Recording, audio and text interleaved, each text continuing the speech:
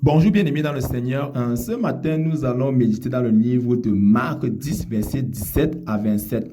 Et le thème de notre méditation s'intitule « Où vas-tu sans Jésus ?» Alors, je vais rapidement faire la lecture en 8 secondes.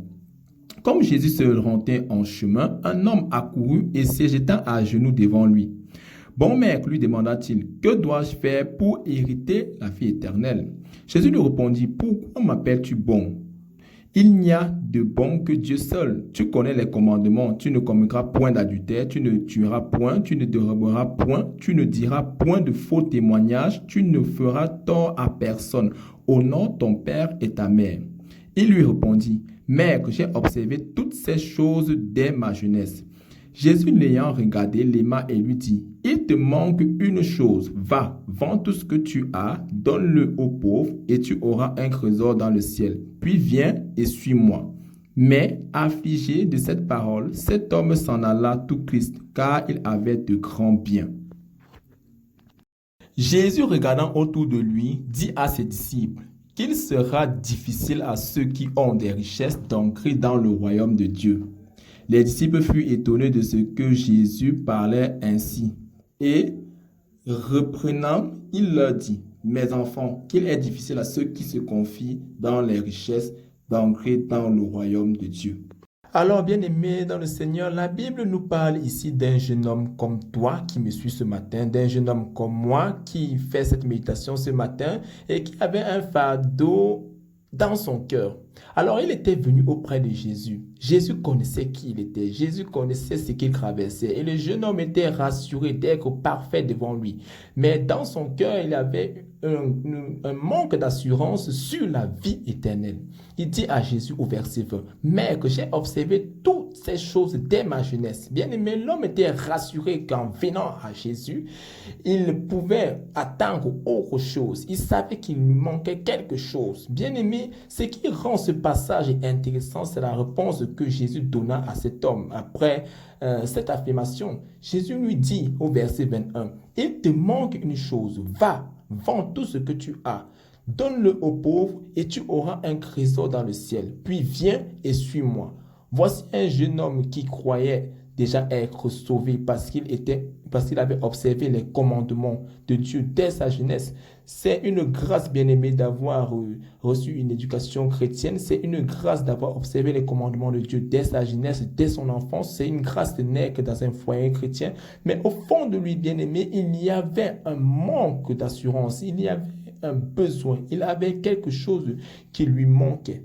Bien-aimé, cette chose lui manquait pour hériter la vie éternelle. Il savait qu'il lui restait quelque chose pour être parfait devant Dieu. Il savait qu'il lui restait quelque chose pour être avec Christ après sa mort. Alors, bien-aimé, la Bible dit qu'il accourut et se jetant à genoux devant lui. Vous voyez, la Bible nous révèle que cet homme avait une soif ardente. Le fait de se jeter aux pieds du maître, le fait d'accourir, il savait, ce besoin se pressait, ce besoin s'imposait. Et il demanda, que faut-il faire pour hériter la vie éternelle? Bien aimé, il prenait la vie éternelle comme un héritage. Il était rassuré que depuis sa naissance, il devait hériter des biens qu'il avait eus de ses parents, comme la vie éternelle qui accourait pour venir demander à Jésus. Alors, la réponse de Jésus, pour moi ici, a été vraiment quelque chose de suffisant, a été quelque chose d'incroyable. Jésus lui apportait une réponse vraiment incroyable, car il croyait qu'il était parfait devant lui. Il croyait qu'il était parfait pour hériter la vie éternelle. Mais la Bible dit que Jésus le regarda et l'aima.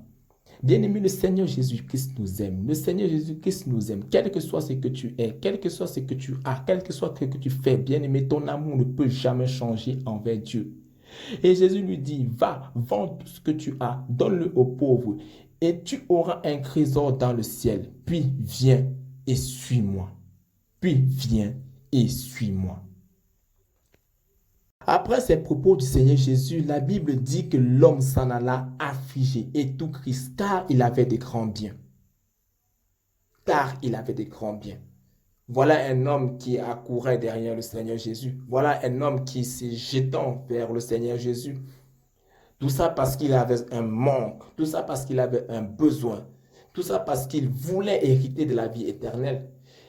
Et voilà, quelques minutes après la réaction de Jésus, voilà le comportement qu'il adopte. Tout ça parce qu'il n'était pas prêt à risquer. Tout ça parce qu'il n'était pas prêt à tout abandonner pour suivre le Seigneur. Bien-aimé, voilà un jeune homme comme toi et moi qui voulait la vie éternelle, mais qui n'était pas prêt à tout abandonner, à donner tout comme richesse pour suivre Jésus. Bien-aimé, quelle est ta richesse? Quelle est la chose que Jésus te demande de vendre aujourd'hui pour le suivre? Jésus lui dit, va, vends tout ce que tu as, distribue-le aux pauvres et tu auras un trésor dans le ciel.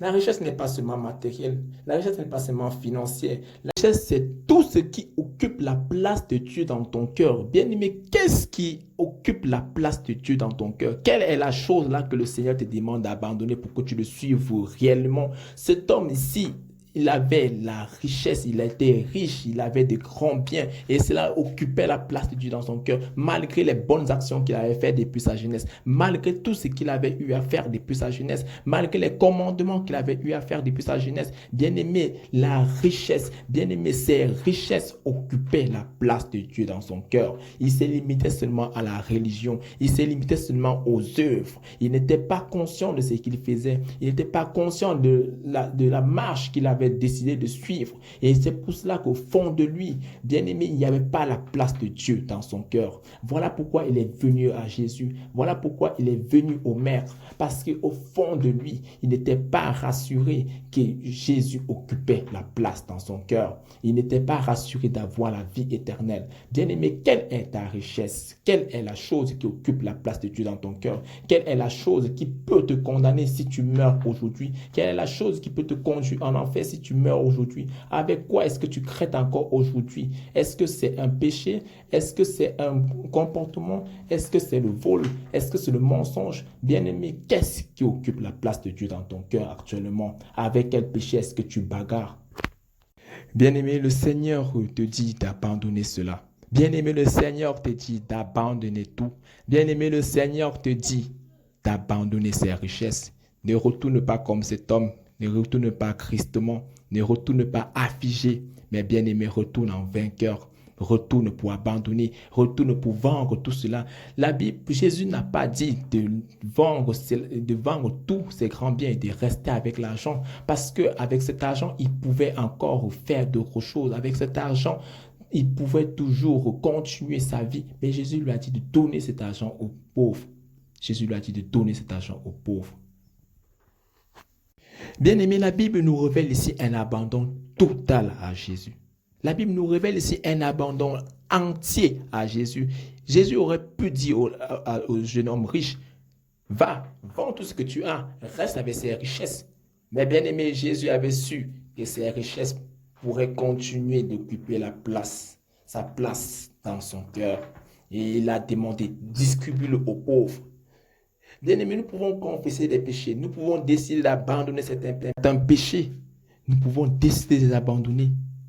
Mais au fond de nous, les grâces, au fond de nous, nous aimons cela. Tout ça parce que nous ne sommes pas conscients de ce que nous cherchons avec Dieu. Tout ça parce que nous ne sommes pas conscients de ce que nous faisons avec Dieu. Bien-aimé, le Seigneur te dit aujourd'hui d'abandonner. Il te demande aujourd'hui de laisser le mensonge totalement, la fornication totalement, le commérage totalement. Bien-aimé, le Seigneur t'interpelle aujourd'hui d'abandonner. Vends tout ce que tu as. Distribue-le aux pauvres. Cela se résume à t'abandonner totalement à Dieu, car il a besoin de toi. Puis viens, suis-le, bien-aimé. Suis-le de tout ton cœur. Ne le suis pas par les œuvres, mais suis-le parce que tu l'aimes. Mais suis-le parce que tu veux être au paradis. Mais suis-le parce que tu veux avoir la vie éternelle. Bien-aimé, ne t'élimine pas aux actions. La Bible dit que le jeune homme avait observé les commandements de Dieu dès sa jeunesse. Mais il lui manquait une chose. La Bible n'a pas précisé s'il est revenu à Jésus, mais la Bible nous a dit qu'il est devenu Christ après avoir écouté ce que le Seigneur lui avait dit. Bien-aimé, abandonne ses richesses, abandonne ce péché. Tu peux le faire. La Bible dit que tout est possible à celui qui croit. Bien-aimé, Avec ta force, c'est impossible, mais avec la grâce de Dieu, tout est possible. C'est ce que j'avais à te dire ce matin. Soyez bénis. Nous allons prier.